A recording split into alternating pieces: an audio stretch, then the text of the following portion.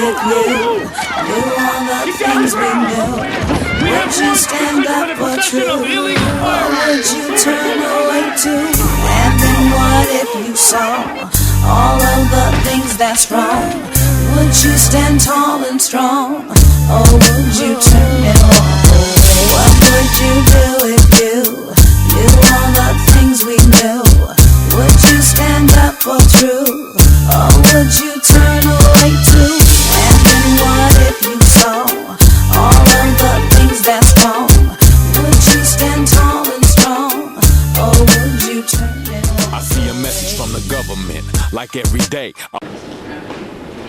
During Mike's time with the Democracy Campaign, he has led successful efforts to win passage and eventual implementation of the 1998 Citizens' Right to Know law requiring electronic voting equipment used in Wisconsin to produce a verifiable paper record. Also a landmark 2007 Ethics Enforcement Reform Law, the 2009 Impartial Justice Act establishing publicly financed state Supreme Court elections, and new campaign finance disclosure rules approved this year, 2010. Even more interesting, Mike McCabe grew up on a dairy farm in Clark County. Please welcome Mike McCabe.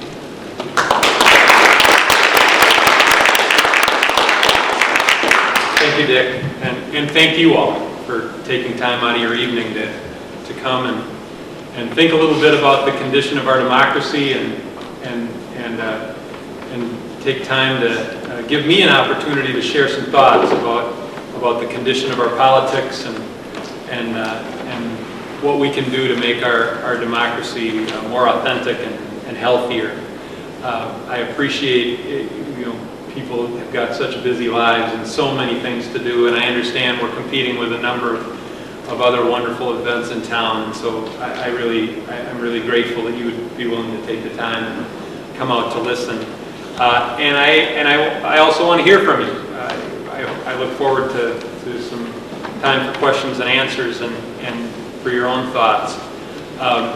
But I didn't come to talk about the Wisconsin Democracy Campaign. I'm not going to say much about the Democracy Campaign. I think it's enough to simply say that we're a watchdog group. We're nonpartisan. We track the money in state politics, and we do try to work for reforms that make people matter more than money in politics. That's sort of our overarching goal. And I invite you to check us out on the web. If you're on Facebook, we're there too. Twitter, you can find us there. Our website is wisdc.org, and I invite you to check us out. You can find a whole lot more about us there. What I really want to talk about is what's happening to our democracy, and that's something that I am invited to speak on college campuses about, and high school classrooms, and League of Women Voters forums, and all kinds of different events. And I was very recently on the UW La Crosse campus and also over at UW Platteville. And I have to tell you that whenever I am in college classrooms, it's a particularly bittersweet experience for me. Because on the one hand, I love going onto college campuses, and I love talking to young people and getting into classrooms. But by the same token, it's bittersweet because I know that if I had been standing in that classroom 20 or 25, 30 years ago, I could have looked them in the eye and said with an absolutely straight face, any one of you could think about becoming governor of the state someday. Any one of you could get elected to the Assembly or the State Senate. Any one of you could think about becoming governor someday. And 30 years ago, I could have said that with a straight face. Well, we just had an election for governor that will probably surpass $40 million in total cost. And it's pretty hard to stand in front of a bunch of college kids and say, hey, any one of you could do that. Any one of you could aspire to running for governor someday. Because how the hell many people know the kinds of people who could supply them with that kind of money to compete in an election that could end up costing $40 million. And that, to me, is the real tragedy of what we've allowed to happen to our politics. We have priced so many good people out of the political marketplace. We're making it difficult, if not impossible, for people of ordinary means to seriously compete for too many of our public offices. And we're putting ourselves in a position where you can't go and tell a high school student or a college student that this is something any one of you could aspire to. Because who has the kinds of friends and neighbors? Who lives around the kind of people who could supply them with the kind of money that it costs to run for office today? And to me, that's one of the tragedies of our modern politics. Well, one of the things I told the kids in La Crosse and in Platteville was about Bill Proxmire, who, of course, served in the United States Senate for some 30 years and represented the people of Wisconsin and Washington and never once spent more than $300 on one of his campaigns. Ran for statewide office for $100 or $200. Never once spent more than $300 getting elected to public office, running statewide in the state of Wisconsin. And sadly, the mention of Bill Proxmire drew a blank on the faces of most of the kids in those classrooms. They didn't seem to remember that part of our political history, but it doesn't seem that long ago to me that, in the 1970s, somebody like that could run successfully for statewide office and spend no more than $300.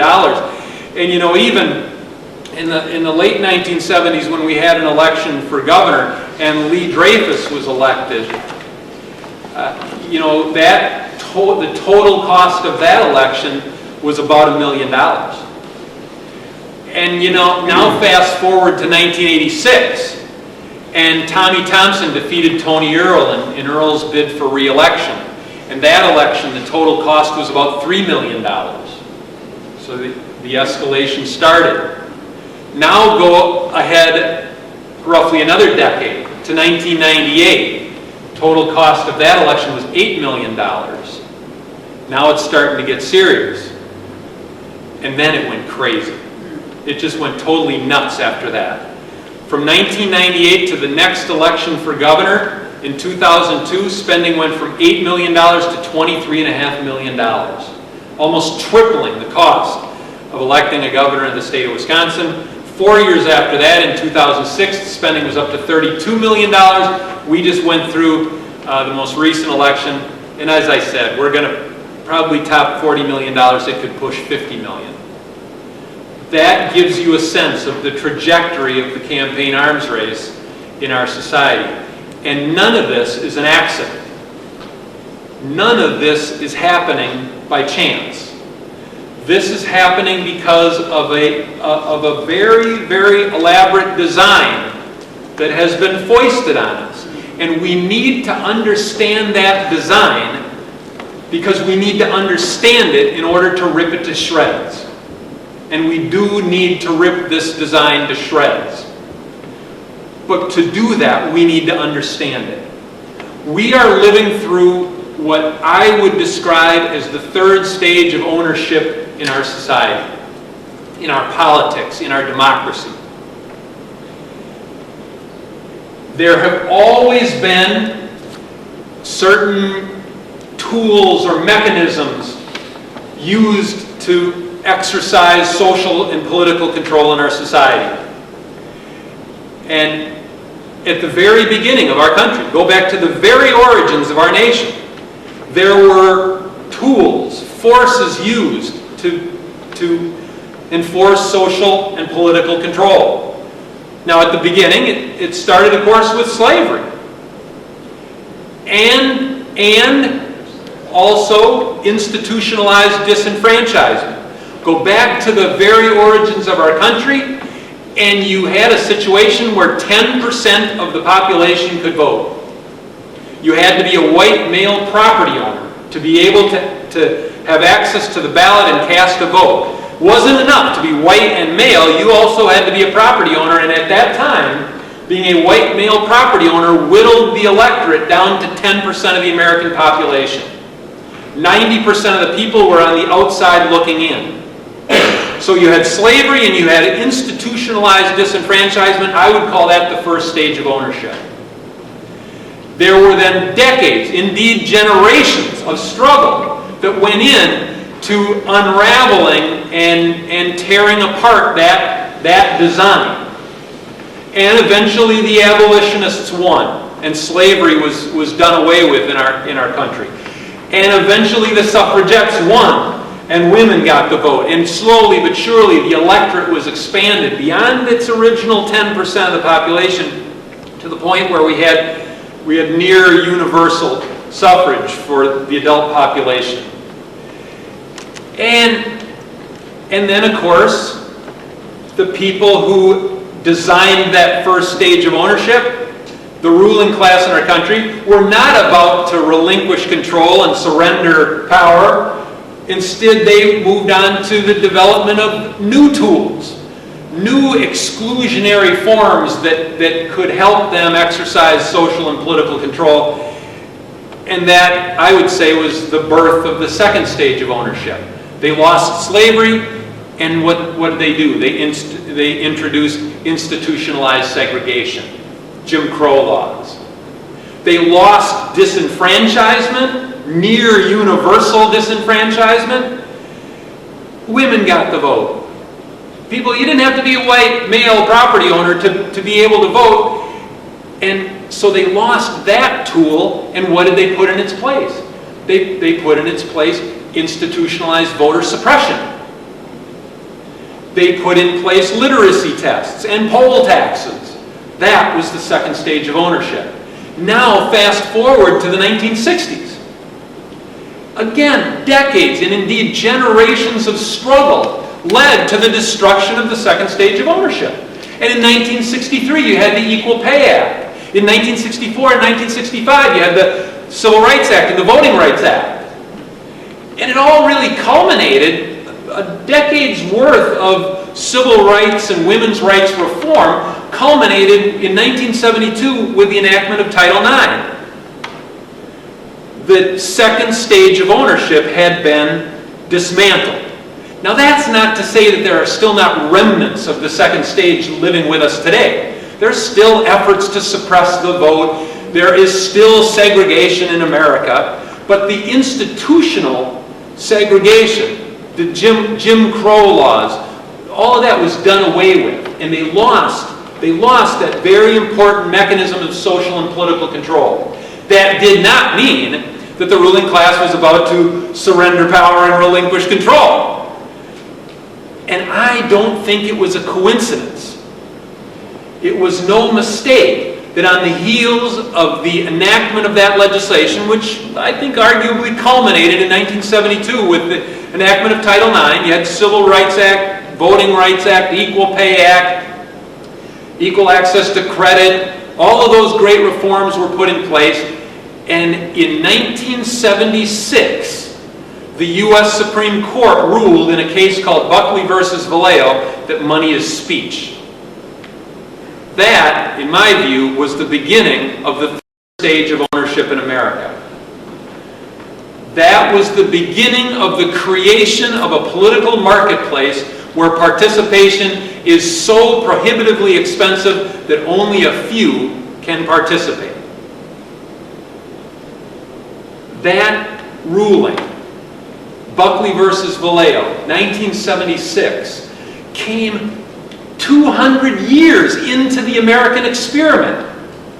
The First Amendment, which was reinterpreted in Buckley to mean that money equals speech. The First Amendment was 185 years old. So for 185 years, Americans operated with an understanding of the First Amendment that did not say that money is speech. It is not a mistake or an accident that the U.S. Supreme Court decided to reinterpret those 45 words in that radical way in 1976. It came right on the heels of the loss of all of the tools, the mechanisms of control that they had constructed under the second stage of ownership. Now, just this year, in January, the U.S. Supreme Court radically expanded that third stage of ownership. They brought that third stage of ownership into full flower. They put that notion that was, that idea that was created in 1976, they put it on steroids. With the Supreme Court's ruling in January, in this case, Citizens United versus Federal Election Commission, where the U.S. Supreme Court ruled that corporations and other interest groups can spend as much as they want on elections. There can be no limit placed on their spending. They can spend as much as they want. That was a radical expansion of this notion, this creation of a political marketplace where participation is prohibitively expensive for all but a few. Now keep in mind, I talked about that trajectory of campaign spending, and I used the governor's elections as illustrations. In a state where Bill Proxmire could run statewide for $300, and then you eventually saw a statewide election for governor cost $1 million, and then $3 million, and then $8 million, and then $23.5 million, and then $32 million, and now on up even higher than that. What they effectively have done is they've taken the R out of free speech. They've effectively taken the R out of free speech. And when you look at that spending, the trajectory of that campaign arms race that I talked about, think about this. All of the money that was supplied for all of the campaign advertising that was done, all of the ads that you had to endure, all the robocalls, all the mail you got stuffed in your mailbox, all of that campaigning was paid for by less than 1% of the population. Less than 1% of the population is paying for our elections. And what they are paying for then is the allegiance of those elected officials who rely on that money to get elected. And there are some good souls in public office who seek to fight that. But, you know, the architects of the third stage of ownership know that they can put up with a few who buck them as long as they own the majority, as long as they control most of them. And I would argue that they have gained control over most of them.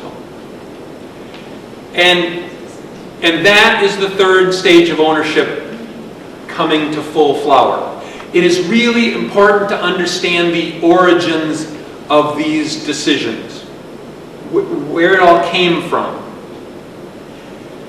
Because it is important to understand it in order to rip it to shreds. So I want to start with Buckley versus Vallejo.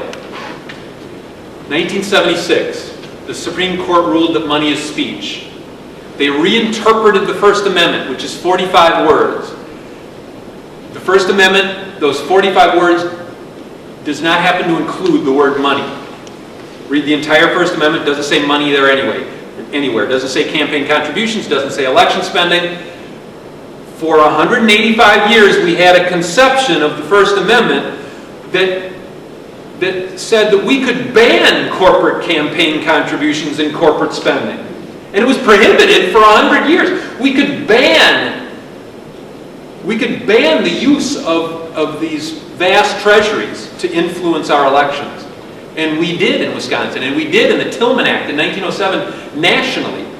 And we could put strict limits on campaign contributions, and we could put limits on all of that. And in 1976, the Supreme Court said, no, you can't do that anymore.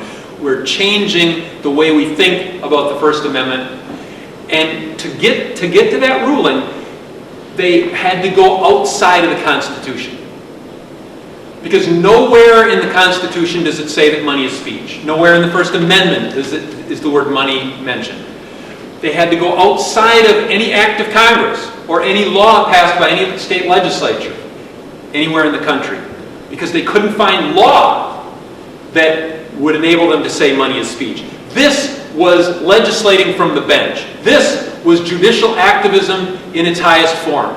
The Supreme Court simply said, they rewrote the law of our land. and they simply said those 45 words didn't mean what people thought they meant for 185 years. They mean something different now. Money is speech.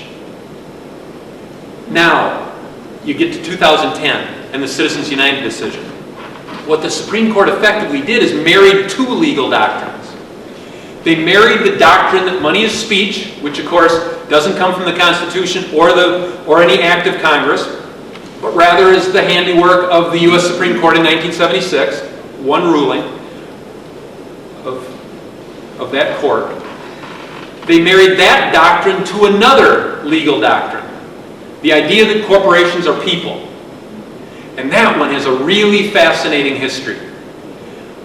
As with the money is speech doctrine, you can't find this idea that corporations are people in the Constitution. In fact, you can read the entire Constitution from its very first word, we, as in we the people, to the very last word of the 27th Amendment to the Constitution, and you will never find the word corporation.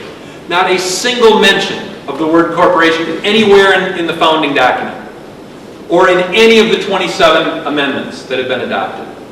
There's lots of talk about spelling out the rights that belong to we the people. There is not a single reference to corporations or any mention that they have rights as citizens under the Constitution.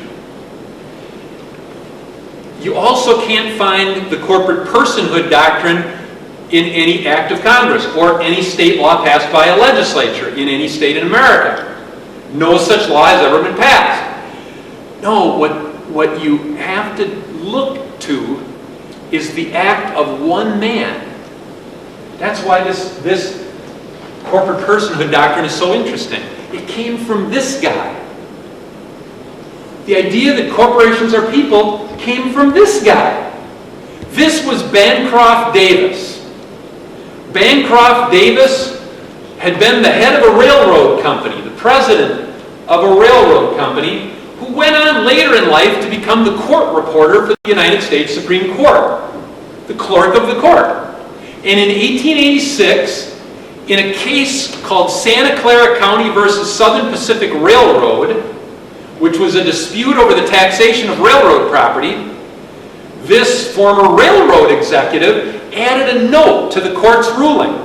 The court didn't say anything about corporate citizenship or rights under the Constitution. It decided a dispute over taxation of railroad property and limited its decision to that dispute. But Bancroft Davis added a note to the court's ruling saying that it is the opinion of this court that corporations have rights as citizens under the 14th Amendment. And the idea that corporations are people was born.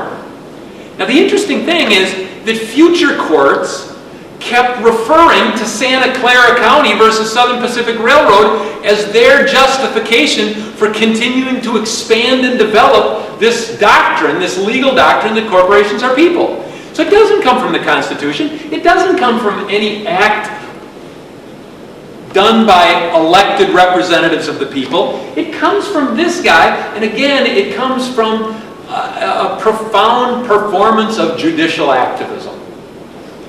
And what our current U.S. Supreme Court did is it married the 1976 idea that money is speech to the 1886 idea that corporations are people. And when you think about it, if money is speech and corporations are people, then any limit placed on the money used by corporate citizens to influence elections would be unconstitutional. And that is what was delivered to us this past January. And that was, I think, one of the final pieces put into place in the architecture of the third stage of ownership. Now, what our job is as a society, what we have to do is understand what's been done and why it's been done, because we have to take that design and rip it to shreds. If we are to have an authentic democracy in this country, if we are to have a system that is responsive to the voices of ordinary citizens, we have to confront the design of that third stage of ownership in America. And that leads me to what we can do about what has been thrust upon us. First of all, we have to challenge the philosophy behind this. We have to challenge the extent to which the R has been taken out of free speech. And we have to insist that we have to get ourselves to get beyond the brainwashing that has occurred over the last 3 decades or 4 decades. And we've got to remember how people thought about the First Amendment for its first 185 years. It is not unconstitutional to place reasonable limits on campaign contributions. It is not unconstitutional to place reasonable limits on spending in elections. It is not unreasonable to require disclosure so that voters know who's writing the checks to pay for all this advertising. Money is not speech. Corporations are not people. And if people are to have a voice, we have to challenge this indoctrination. We have to challenge the way the view of free speech in the First Amendment has been warped, and warped by people who have tried to create a new design enabling them to exercise social and political control in our country. That is job number one. Now, there are practical steps we can take. We can and should fight for disclosure laws. We need to pass laws both in Wisconsin at the state level and in Congress requiring that if you do election campaign advertising, you have to disclose your donors. You have to square with the people and say, here's where this money is really coming from. We do not have that. As I said, some $40 million was likely spent in this election for governor. Not only did the candidates spend tens of millions of dollars, but by our count, there were 43 different organizations, 43 different party fronts and interest groups that were doing their own campaigning. Not only did they shower the candidates with millions of dollars in campaign contributions, but they went outside of that and spent something on the order of $15 million influencing state elections through their own campaign advertising. Of those 43 groups, 11 disclosed donors. About 3/4 of the groups are operating in a way that allows them to conceal their donors, to keep the public entirely in the dark about who really is supplying all this money. Now, that is one of the real legacies of the Citizens United decision. I think a lot of people, when they think of Citizens United, they think what the court said is that there can be no limit placed on spending by corporations and other interest groups. So the floodgates have been opened. New pipelines have been created through which more money can flow. All true. But one of the other really important effects of Citizens United is that what the court did is said groups can now spend out of their general treasuries. They don't have to form political action committees. They don't have to operate out of political committees that are transparent. They can take money out of their general funds.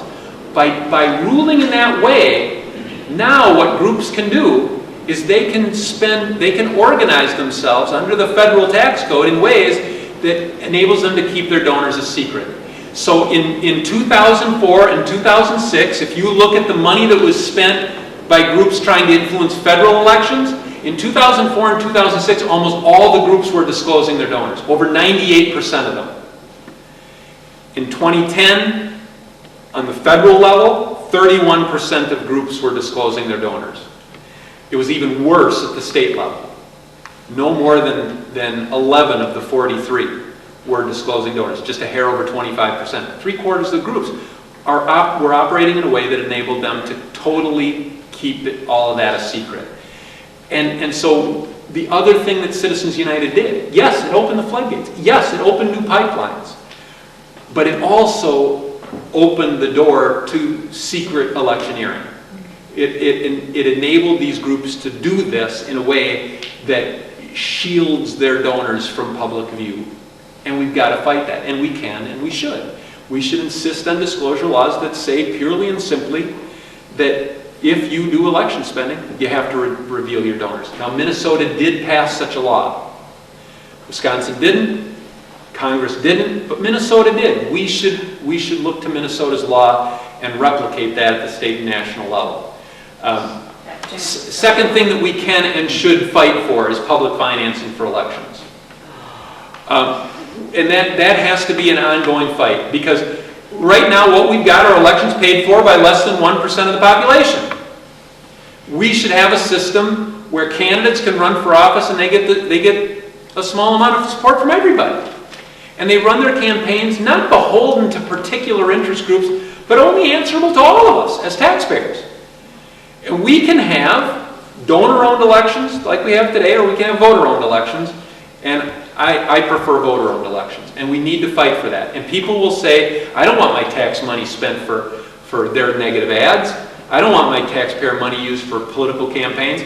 Well, the response you've got to give when you hear that is, listen, folks, you will always pay for election campaigning. The public will always pay one way or the other. The way we pay now, less than 1% of the population funds the campaigns, and then our elected officials dutifully and slavishly cater to those donors, rewarding them for their political support. We've done research, a whole series of studies that document what the biggest campaign donors in Wisconsin get for their money. And what we have found is that for every dollar donated, they get $100 back at our expense. $100 back for every dollar donated. $50 million went in, $5 billion came back to them in the form of tax breaks, pork barrel spending projects, contracts for government work. They got $100 back for every dollar they donated. So the public will always pay for election campaigns. The question is, do we want to pay for them directly and have voter-owned elections, or do we want to pay through the back door by paying to reward the big campaign donors as they subvert and corrupt our government? That's what we have to combat, is this idea that somehow public financing is socialized campaigning or welfare for politicians. Public financing is the way that we can get elected officials in office who will answer to us and not simply cater to wealthy special interests. We've got to fight for that. And like I said, there are a few brave souls who have been willing to fight for that, even as they've had to deal with this contaminated political environment that we live in today. But the big interest groups, they know they only got to own enough of them. They only got to own a majority of them. And they get a handsome return for the money that they invest in the political process. We have to fight that. The next thing that I would throw out that we can and should do is, this is a much more difficult undertaking, but it's something we ought to realize. In America, we live in the only major democracy on earth without some system of free airtime for candidates. Every other major democracy on earth, Mexico does it, for crying out loud. Candidates are able to communicate with voters on the public airwaves without having to pay for that airtime. In America, we make politicians go out and dial for dollars around the clock and raise millions of dollars to pay the television stations for the privilege of communicating with us as voters. We should insist on federal reform that would create free airtime. That would have a revolutionary impact on our political landscape, and it would transform our politics. And of course, why doesn't it get discussed on the Sunday morning news programs? Why doesn't it get covered on the local news? Because those media organizations have a huge financial conflict of interest. That advertising has become a massive cash cow for them, and they don't want to close that spigot. So a reform that exists in every other major democracy on earth doesn't exist here and isn't even discussed here. Well, we've got to become our own media. We've got to talk about this, and we've got to figure out ways to get it into the stream of public consciousness and public discussion, because our democracy counts on it. Fourth thing that I'll throw out, and I started with the most immediate and short-term goals: disclosure, public financing. I'd throw out a third. How about corporate accountability laws and shareholder consent? If corporations can spend unlimited amounts of money, they're spending shareholder money. People who've invested in their companies, but they can do it without even notifying their shareholders, much less getting their permission. We could pass laws at the state and federal level. Hasn't happened, but we could insist on those laws that would require corporations to notify their shareholders and get explicit permission, get their consent to use their money for election campaigning. That would be a short-term step we can do. Longer term, we can push for free airtime. Even longer term, we could fight for a constitutional amendment, a 28th Amendment to the Constitution overturning Citizens United, overturning Buckley, saying money is not speech, corporations are not people, it is constitutional to have limitations, reasonable limitations on campaign donations and campaign spending. It is essential to prevent the corruption of our government. It is essential to preserve the ability for ordinary people to have a voice in the political process. It is exceedingly difficult to amend the Constitution. The bar that you have to jump over is extraordinarily high, and it should be. It should not be easy to amend that document, but it has been done 27 times before. It could be done at 28. Now, I would say that even if such an effort were to fail, it is still worth working for.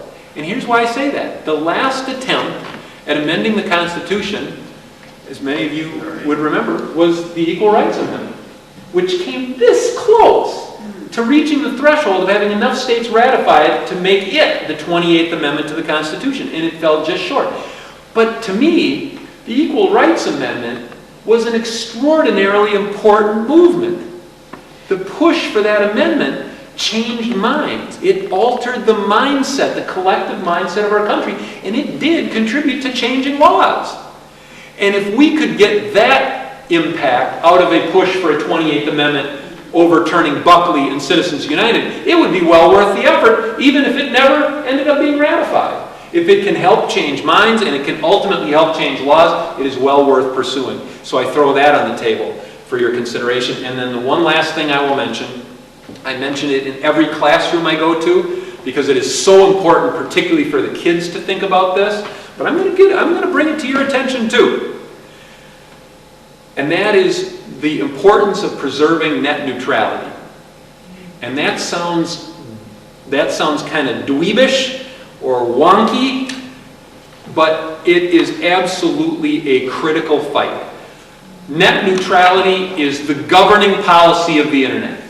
We currently have a free and open internet. If you pay an internet service provider a fee for internet service, you get the internet. And you get the same internet as anybody else gets. And the architects of the third stage of ownership understand the importance of doing away with that design. Yes, they have a profit motive for what they're trying to do, because what they want to do is replace a free and open internet, an information freeway, if you will, with a system of toll roads. Information toll roads. They want a tiered system of internet access. And if you pay the fee that you're paying today, you get some of the internet. You get access to the websites that they are willing to grant you access to. Not anywhere you want to go, but where you're allowed to go. And they give you a certain amount of bandwidth, not enough to do much on YouTube or to stream video or do any of that stuff, but they'll give you some bandwidth. If you pay a premium, you get more of the internet, more access, a little bit more bandwidth. And if you pay a bloody fortune, then you get the whole shebang. Now, there is a profit motive underneath that push, no question about it. But I would argue there is also a political motive, because they understand this. Today, in America, television is king of politics. If you are running for any higher office, you have to be on television. And if you are not on television, you cannot win. You have no chance. Television is king. But you can imagine a time, and I think they have, when television no longer will be the primary means of political communication in our country. Think about it this way. My parents both died without ever having turned on a computer. They lived their entire life and never once turned on a computer. They were farmers. They never owned a cell phone. I'm carrying a cell phone now. I'm blogging. I'm on Facebook. I'm on Twitter. think about this. When I'm part of the oldest generation in America, and my 11-year-old son, he's got kids who will be even more ridiculously tech savvy and computer smart than he is, you can imagine a moment will arrive when political messages will be beamed to some handheld device that hasn't even been invented yet. And if we have a free and open internet, all of that political communication could be done for free. And they understand that. They have to turn the internet into the same kind of commodity that television is. We don't have free airtime because it is essential to the third stage of ownership that we not have free airtime. And if that third stage of ownership is going to survive, they cannot have a free and open internet. They have to put a price tag high enough on internet access, full internet access, to make it prohibitively expensive for all but a few to fully engage in political communication via the internet. And that is why they are spending hundreds of millions of dollars trying to do away with that little something called net neutrality.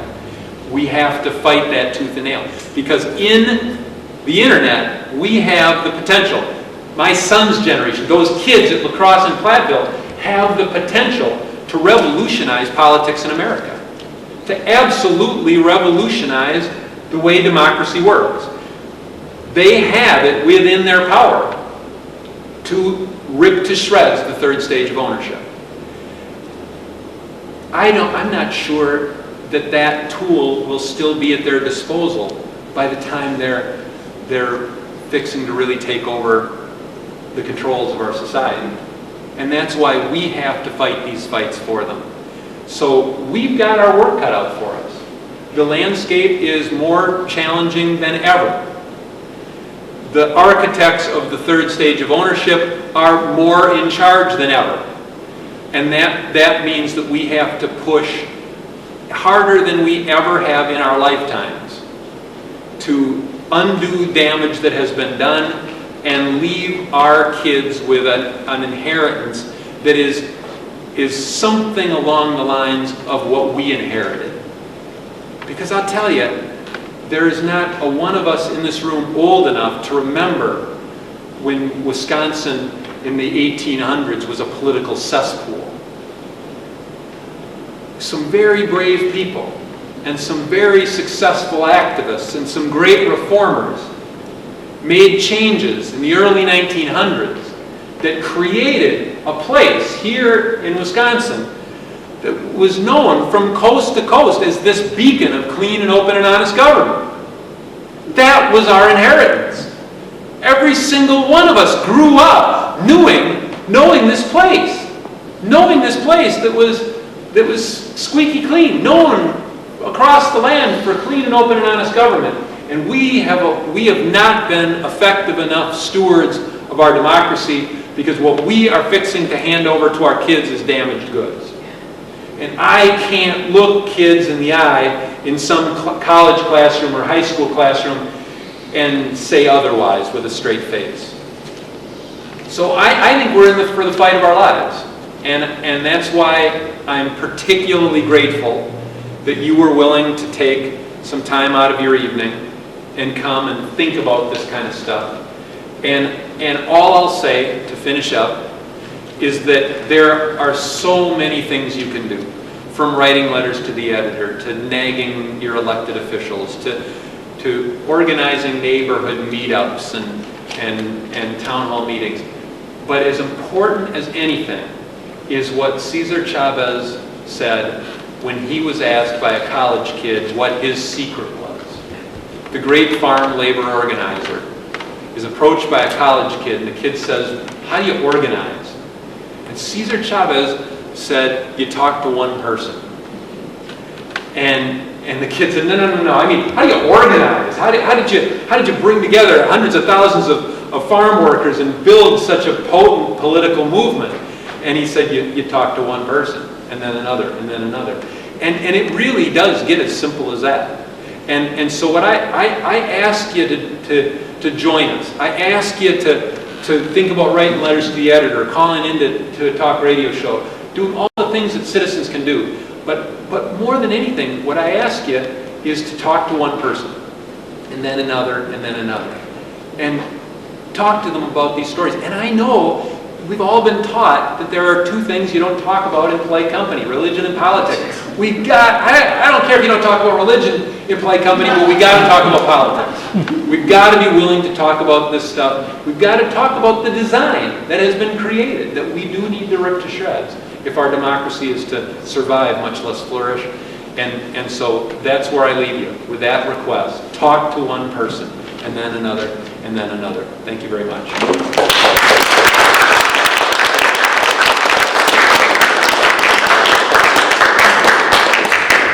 We have time for some questions, of course. Fire away. You say that they have, that there's a way that these corporation PACs are organized that they maintain secrecy. Well, I know that every time I donated $50 to somebody, I had to put my name, my number, where I worked, that this was a donation that I was making free and willingly. Yeah. How do they get away? Isn't that interesting that you know, we've been told that, hey, money is speech and corporations are people, but it's almost like what the Supreme Court has granted corporations and other big interest groups is sort of a super citizenship. They're being granted an ability to operate in ways that we can't. Because you're absolutely right. If you They're just doing the more equal thing again. there's some that are more equal than others. Some citizens are more equal than others. Because when you write out a check, if you donate to a candidate of your choice and you hit a certain threshold, you've got to not only give your name and address, but you've got to give your occupation and employer if you go over $100. And yet there are ways for these groups and the corporations to organize in ways that allow them to totally conceal their donors. One of the things that the IRS could do for us, and this wouldn't take an act of Congress, it wouldn't take anything, the IRS could do this for us, is simply refuse to grant 501c status to organizations that are doing election campaigning.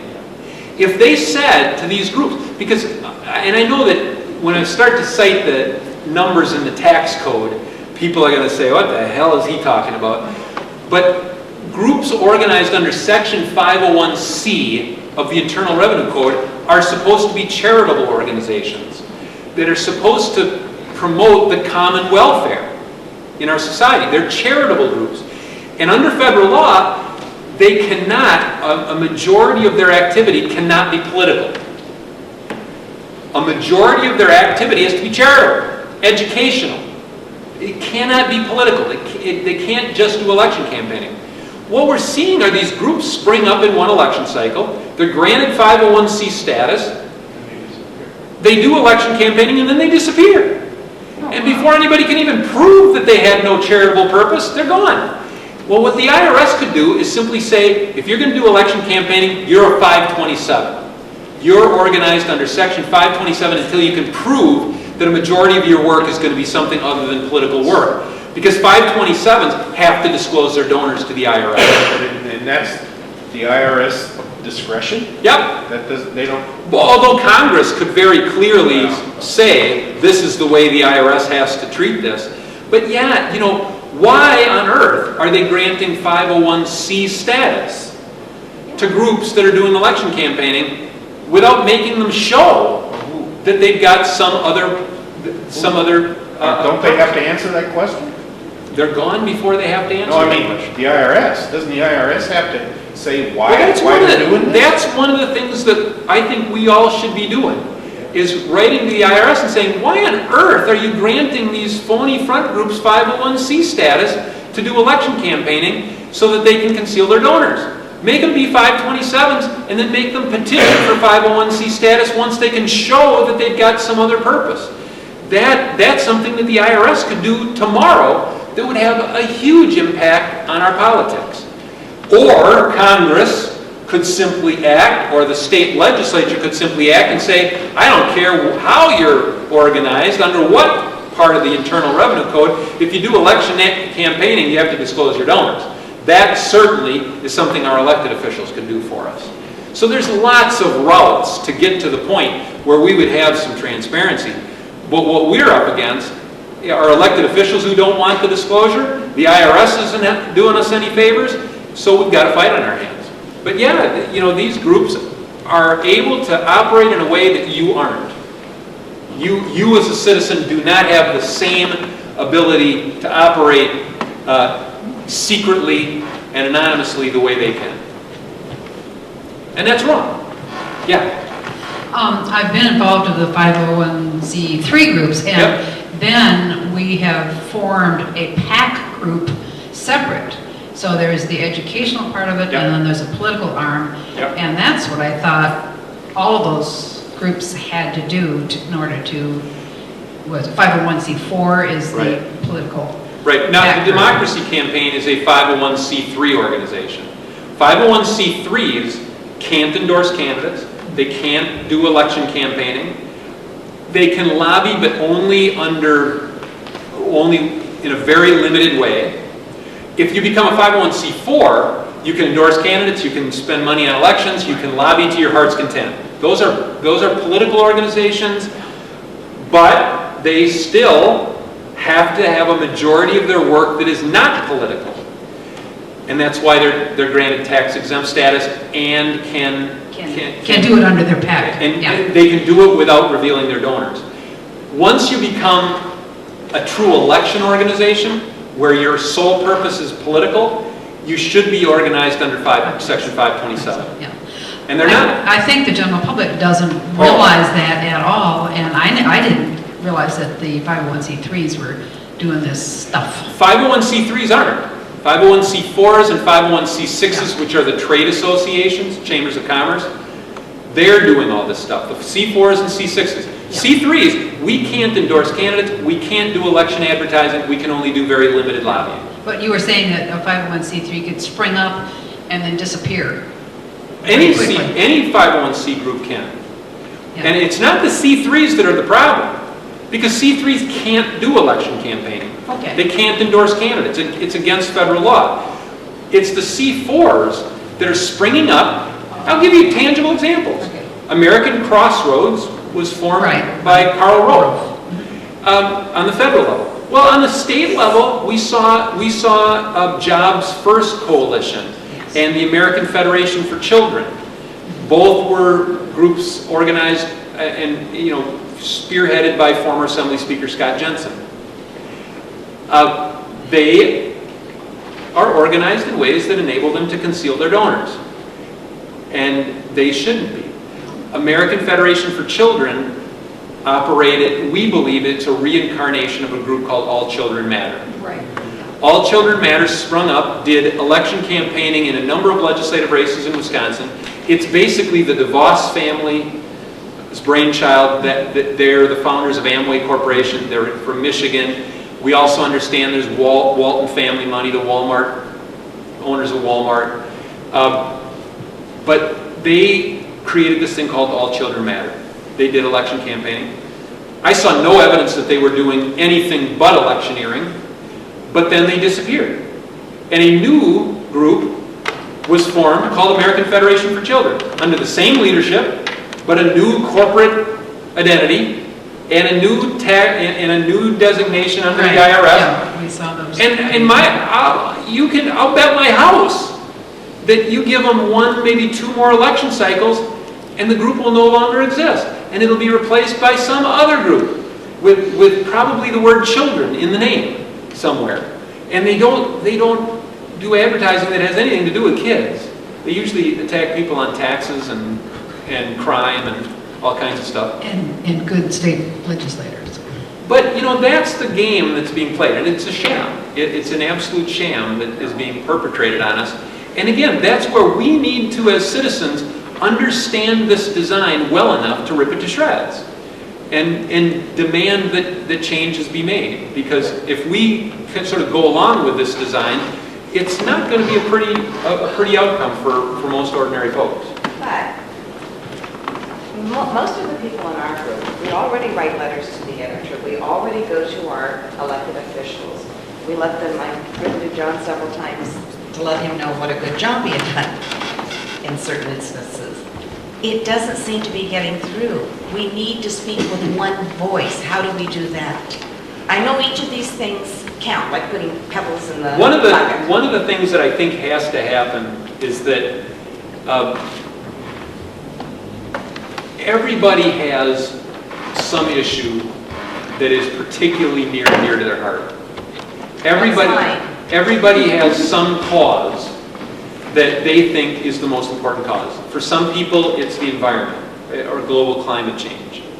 And they see that as so integral to the future of our society that that's their passion. For some people, it's healthcare, and changing the healthcare system is central for them. And for some people, it's jobs in the economy, or for some people, it's schools and what's happening with our education system. I think what people have to come to terms with is that if we don't deal with this threat, this third threat to democracy in America, you're not going to get policy made in the public interest on education or the environment or healthcare or anything. I already know that. But that's all where of us know. So but how do we get it most people do not know that, including many who are very politically savvy and very involved. But they're sort of in their own little silo. And we've got to break down those walls and help people understand that we are all in this together. Because that understanding does not exist in our society. The environmentalists are working on environmental stuff. They're not dealing with Citizens United. Then how do we speak with one voice? Tell us what the problems are. I think it comes down to what Cesar Chavez said, which is slow and painful work. But it's going out into the environmental community and talking about how if they don't come to terms with this third threat to democracy, they're dead in the water. And it means going to people who are making healthcare their cause and saying to them, if you don't deal with this third threat, you're sunk. And it really means reaching out, and I'll have to say this, it means, and it can happen in either party. It could happen in either major party. But at some point, those parties, as institutions, need to make a decision that they are going to truly reconnect with ordinary people. Because they are both caught up in this ridiculous money game. And if you're watching how the electorate is behaving, they're lurching. One election, they throw the Republicans out. The next election, they throw the Democrats out. To me, that's a symptom that people hate both major parties with a passion. And at some point, one of the major parties or both have to make a conscious decision that they are going to reconnect with people. So within whatever your political persuasion is, within your party, you've got to fight that fight and get those people to see that the way business is being conducted in Madison and Washington is poisonous, and it's driving the American people away from both parties. And I don't have the answer to this. I don't know what conditions have to exist for it to happen, but a few times in our nation's history, conditions have bubbled up that resulted in transformational politics. The Republican Party, it should be noted, was a third party. And it supplanted one of the two existing major parties. Now, the issue was slavery then. It was an abolitionist movement, and it took over. It supplanted one of the major parties. Then, think about the Depression of the 1890s and the rise of the progressive movement. Bob LaFollette bolted the Republican Party, eventually formed the Progressive Party. The Progressive Party was transformational. It didn't end up supplanting a major party, but arguably it became the Democratic Party. It transformed the political landscape. And I don't have a good enough crystal ball to know when exactly this will happen. But if the two major parties continue down the road they're traveling, we are ripe for another landscape-altering event. I think people in the Tea Party believe that they are that transformational force. We'll see, the jury's out on the Tea Party, but one of the major parties has got to make a conscious decision institutionally that they will reconnect in a meaningful way with the people of this state and this country, or people will continue to lurch because they hate both major parties with a passion. And if you do belong on one side, if you really have your allegiance on one side, you have to fight on that side for transformation of your party, because your party has lost a huge segment of the population. And that's not a sustainable condition. I've talked a lot about how there cannot be a third party movement in America. There has to be a first party movement in America. The solution will not come from organizing to the left of the Democrats or to the right of the Republicans. Transformation will come when a movement emerges that can either supplant one of the major parties and become the first party in our society, not a third one, but a first, or it will force one of the major parties to reform or perish. It's happened at least twice that I can think of in Wisconsin history, and I think people need to think about that too. What would it take to create a first party movement that will either force one of the major parties to reform or perish, or will actually supplant one of them and replace it with something brand new? I think we've reached that point. That's part of the design of our laws. Well, like I said, this design is not an accident. It was the willful enactment of a whole series of public policies and a whole series of court decisions led to this design where we now have the political marketplace that we have. Can you really think seriously of running for some major office? No. Somebody would tell you, well, you got to raise $4 million or $6 million. Yeah, right. Yeah, sure. I mean, come on. That is by design. It hasn't always been this way. And I wish the kids could at least remember who Bill Proxmire was. Part, when I talk about Cesar Chavez, I guess the other thing I should say is, hell, if we just had memories, if we just taught history. Longer than 18 months. Yeah, because, it hasn't always been this way, and it doesn't have to always be this way. But it's up to us to understand what's been done to us and then combat it. I have another question, and that has to do with the internet as it exists in the United States versus, say, Europe. They have a higher speed, easier access internet than we do. We've already got a tiered thing here. Right. Well, you pay so much for a DSL line and so much for dial-up and so much for this. They've already got their foot in the ground, in the door to keep us from that. But how do they do that? I mean, why don't we have what Europe has? Again, because of the whole series of national policy decisions that have been made.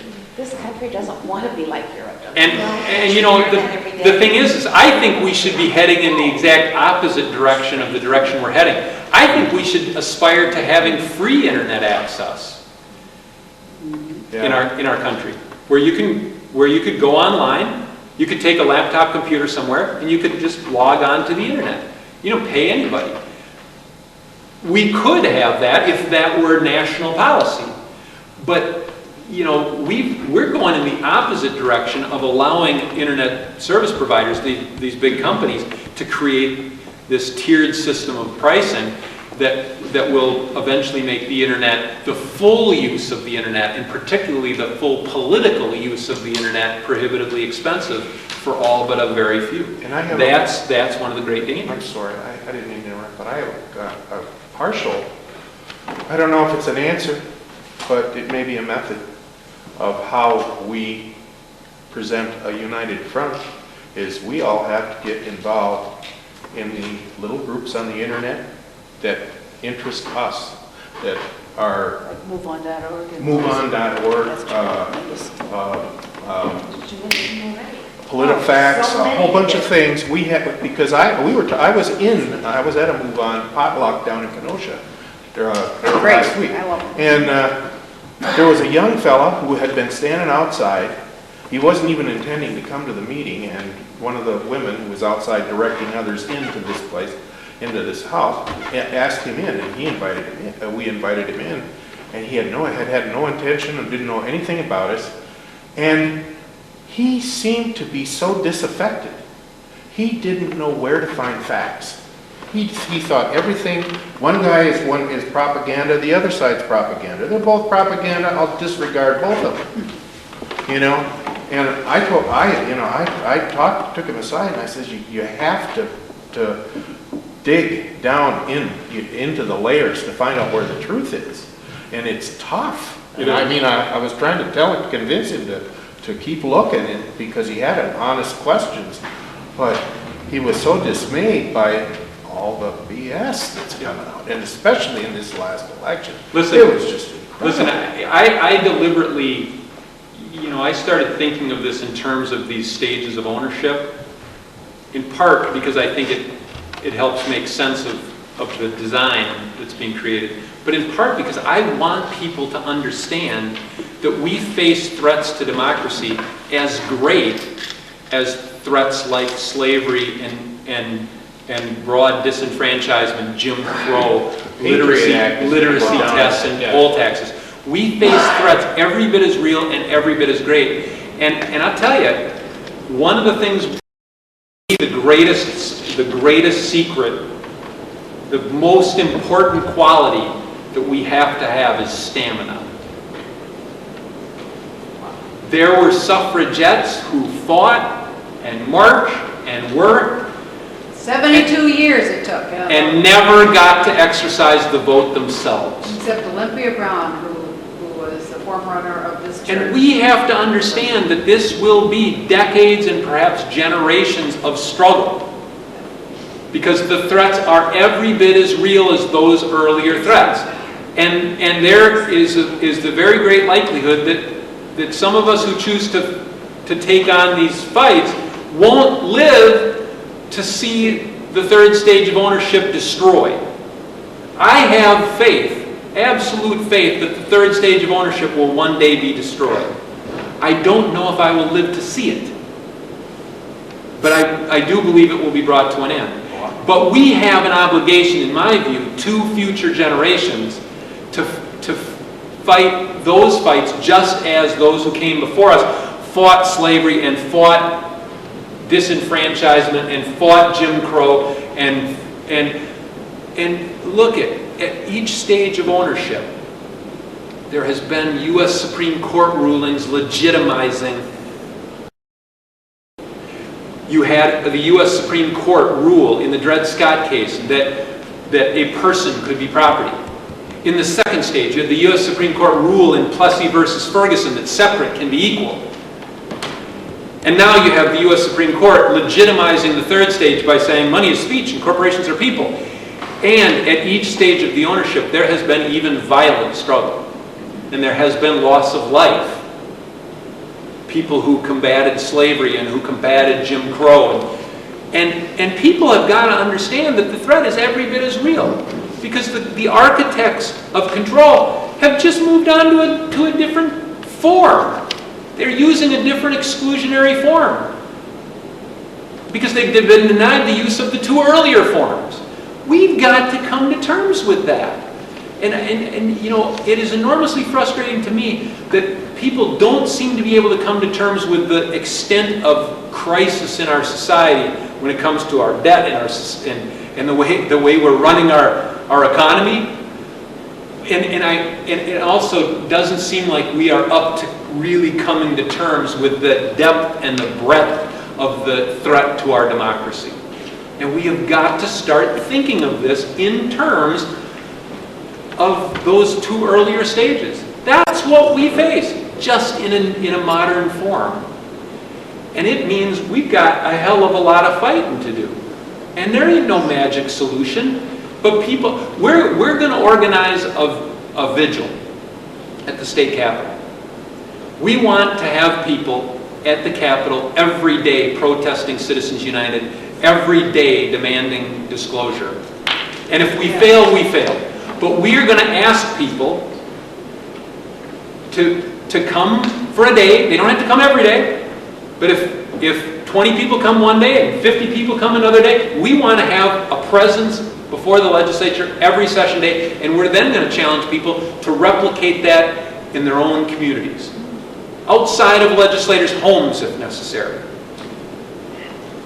There's a nice office right down the street here. And so that's one of the things that I asked you to think about getting involved with. How much is a bus ticket to Warzella? But we mascot. and a long way up. part of the goal has to be to keep this in front of them, but also keep it in the public eye. And the other thing that I want to get back to this other point is we have got to maintain our interest in these organizations. We've got to communicate between each other. You've got to get on the net and make yourself a part of an interconnected network. And that's where you're going to present a united front. Then we know who we are. Because no person has all the questions, no person has all the answers. We all need each other for information. But, I still come back to, see, I've been at this work for a very long time. Thank you. By American standards. Thank you. Or by modern standards. The Democracy Campaign was formed in 1995. We turned 15 years old this year. As organizations go, that's a pretty young organization. But I've been at this for 15 years. But, I can't tell you how many people I've run into who came to us for a year, passionate, on fire. Maybe they served on our board, maybe they volunteered, and after a year they fell away. And then another person or another 5 people would come to us, passionate, on fire, and then they were gone. They couldn't sustain it. They didn't have the stamina. For crying out loud, the suffragette movement took 72 years. And I think the greatest danger, the greatest threat to us is this collective attention deficit disorder we seem to have in modern society. We want instant gratification. If we don't get change this instant, we're done. And that's not the way change happens. You have to be in this for the long haul. You have to understand the stakes, and you have to be willing to fight for a very long time. And you have to suffer lots of defeats and lots of setbacks. And you have to have those days when you just want to walk out of the Capitol or wherever you are and shoot yourself in the temple. But then you have to somehow resist that temptation and go back and fight again, only to get your head handed to you. Because that's how change happens. We have to wake up Joe Sixpack in his big screen TV and the football games on the Sunday. Yeah. Who are you identifying as the architects of the design? Well, there's less than 1% of the population that's putting all the money into politics. They're getting a really handsome return on that investment. I wrote a blog recently because 2 numbers really jumped out at me one day. I just happened upon them. One number was $22.6 million, and the other number was $1.1 trillion. $22.6 million is the amount of money the 20 richest Americans donated to state-level campaigns. It doesn't even account to what they put into federal races. $22.6 million in state-level races in 3 years. They donated it over from 2004 to 2007. They put $22.6 million to the 20 richest people in America. That just stunned me. And the other number was $1.1 trillion. That was the redistribution of income from 2001 to 2007. That 6-year period, from people making less than $100,000 to people making more than $100,000. $1.1 trillion in income was transferred from the middle class to people making over $100,000. Is that the Bush tax cuts? It was a series of policies, including those tax cuts. But of that $1.1 trillion transfer, 28% of it went to people making over $10 million a year. And that's not an accident either. They've paid money to get policies that then pay them back in spades. And people have got to come to terms with that and understand it. And so that's the they I'm really talking about. There's a very elite class of people who are investing heavily in politics, and they are getting a really handsome return on that investment, and they want the system designed exactly the way it's been designed. And I imagine that it's the same kind of class of people who wanted to make sure the electorate was no bigger than 10% of the population, right? And when they couldn't do that, when they were told they couldn't do that, they moved on to some other exclusionary form. But they really want to create an exclusive political arena. And they've done that with money.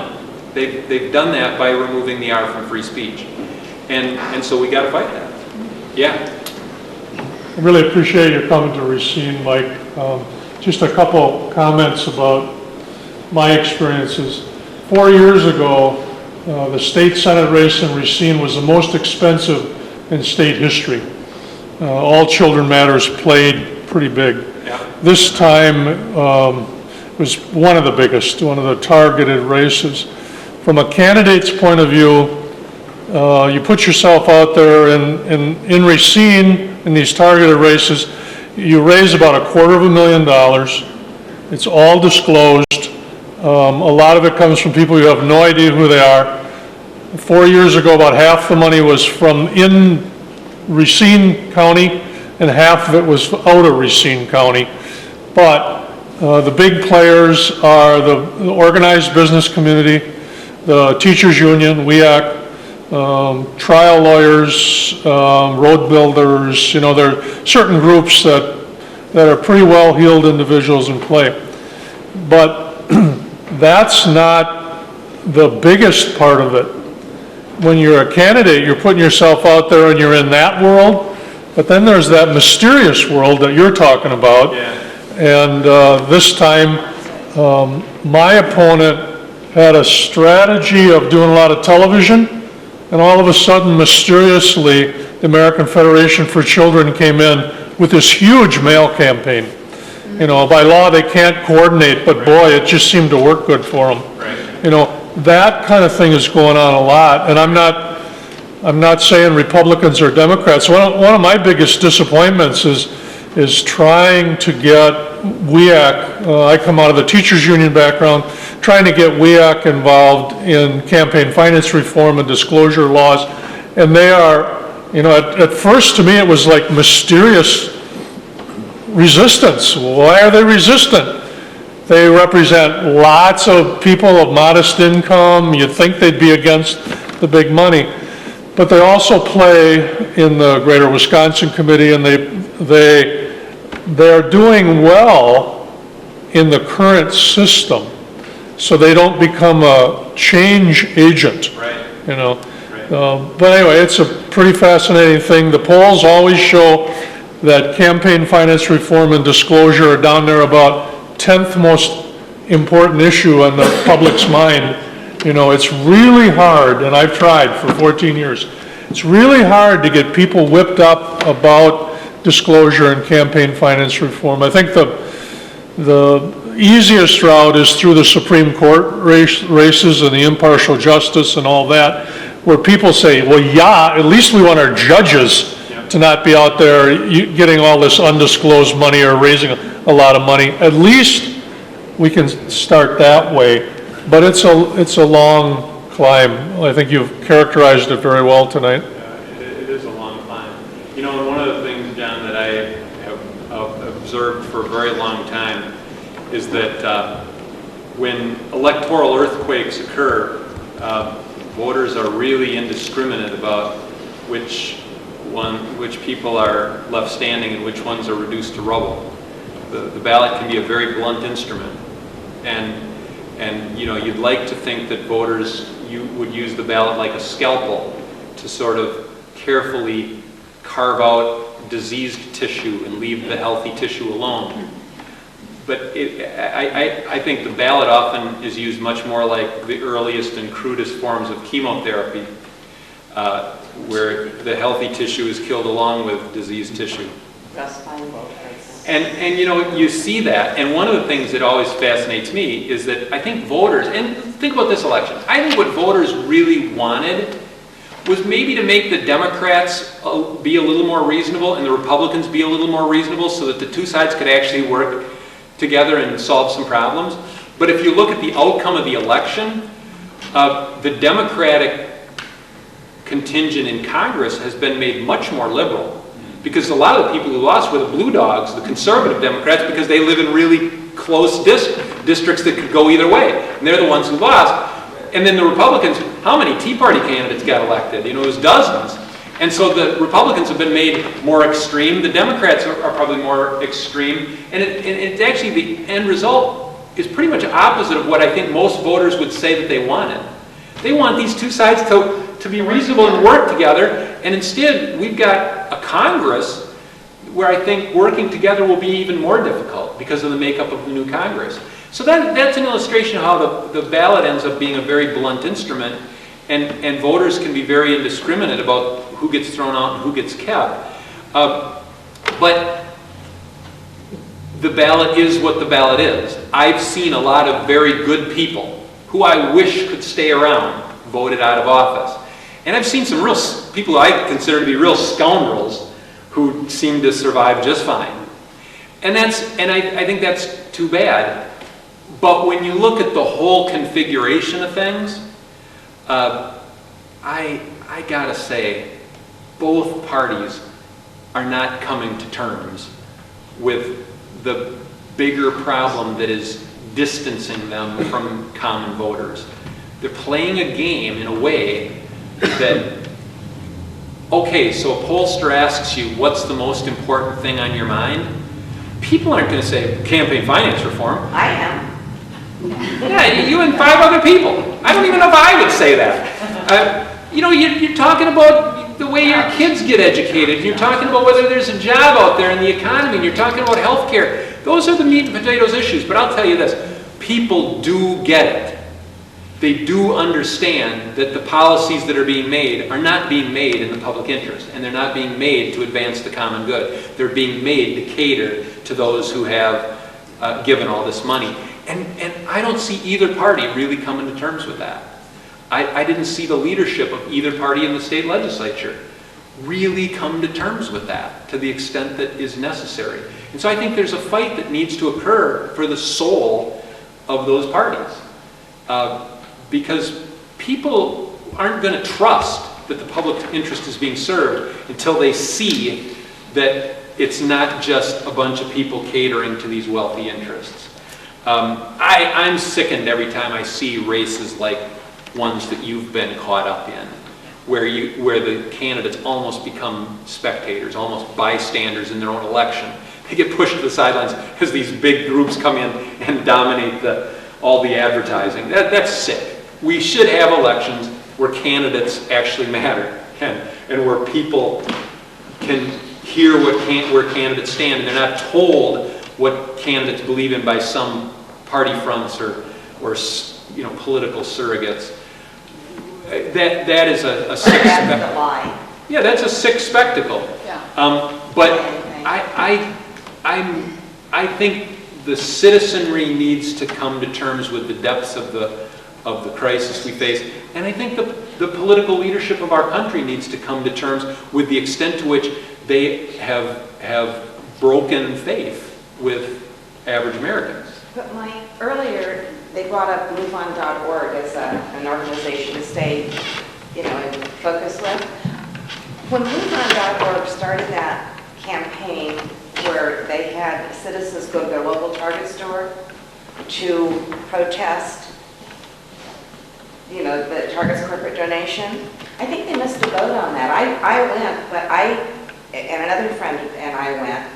We did not go to complain about who they were giving their money to, but we went to say, why should this corporation with these deep pockets be able to silence my voice and your voice? And we said to the store manager, that money could have gone to giving you a raise, but instead it went to silence our voices because they have deeper pockets. And I think that MoveOn really missed the target on that, because it shouldn't have been about who they were supporting, because if freedom of speech is money and corporations are people, then they have the right to support whomever they want to support. But it should have been, I thought they missed the target altogether on that. If we had nationwide protests like that, we might get somewhere, but we have to be speaking with one voice and have our focus on the proper goal. That is part of what I see wrong with the political class. When the Democrats are in power, suddenly this money game that's being played doesn't seem like such a bad thing. And then they go out of power and they're outraged. The Republicans go into power after saying Obama bought the White House and all that, and all of a sudden they get in power and the money game doesn't seem like such a bad thing. Right. Political ethics are so situational. It's maddening. But we have to call those organizations on those things. You we have do. to say, wait, you missed the boat. And I The get it. parties, I said the what he parties, said. the parties You missed need, the boat on that. the parties need to be called on situational ethics, as do organizations, whether it's MoveOn.org or any other organization. To me, when the Democracy Campaign would take Jim Doyle to task for some of the money he would take and some of the deals he would cut, we would get howls of protest from Democrats. We were evil. Well, we just put out a report about Scott Walker never having gotten any donations from the road builders when he was a legislator, not getting much of anything when he ran for governor in 2006. Now he's the #1 recipient of road builder contributions, gets almost half of all the donations they doled out went to Scott Walker. He used to like trains, now he doesn't like trains. He used to oppose toll roads, now he supports toll roads. And we put out that report and you get howls of protest from the Republicans. Well, you must be doing something right. No, but don't you see the problem? On both sides. You're doing Yeah, something exactly. right on both sides. Exactly. It's totally situational ethics. Of course, the Democrats think we're right when we blast Scott Walker, but not Jim Doyle. And the Republicans think we were right when we blasted Jim Doyle, but not when we take Scott Walker to task. And that, at some point, the parties have got to be challenged to come to terms with the fact that they're playing a game, and depending on whether they're in power or not, they are either warm to the game or a little cooler on it. No, if the game is wrong, then they have to stand up against that game. And if MoveOn.org exhibits that same kind of situational ethics, they need to be called on it. Because that isn't going to solve the problem if it's only wrong when the other side does it. You can't have that. Mike, could we have one final question? Sure. If there's one final question. There you go. When you make presentations to college schools, do the kids get it? I think they get it to a pretty amazing extent, considering what most older people think of them. Is there any call from high school? When I talk to older folks, one of the common comments I get is, well, these kids are so apathetic. I don't personally see apathy when I talk to kids. What I do see is powerlessness. And there's a difference. There's a big difference between apathy and powerlessness. Apathy is when you don't care. Powerlessness, you can care a great deal, but you just don't think there's a darn thing you can do about it. And I sense a lot of powerlessness. And I think they get it. I think they can read the handwriting on the wall. They can put 2 and 2 together, but they don't think that there's anything that they can do. And I think when they have summoned themselves to be active, they too suffer from that collective attention deficit disorder. And if they don't get instant gratification, it's hard for them to sustain any energy. And they lack in stamina too.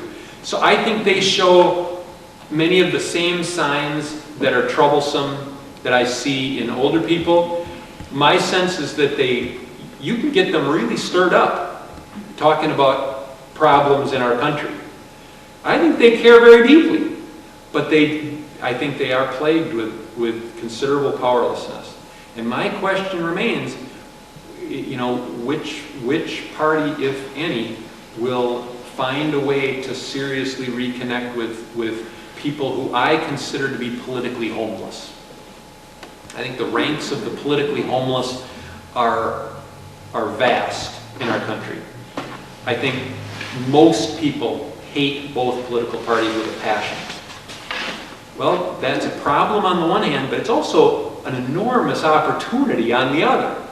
And who's going to seize that opportunity? I don't know. I don't know if anybody will. But there's a tremendous opportunity there because there are people who would like a home and they don't feel like they've got one. And I think young people in pretty large numbers fit into that category. Mike, thank you very much. Thank you. We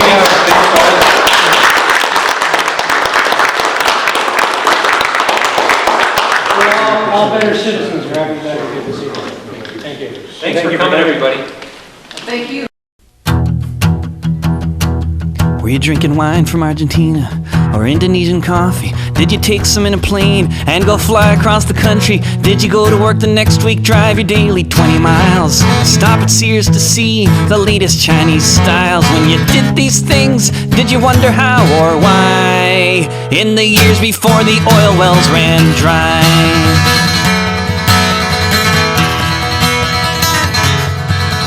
Were you watching the news?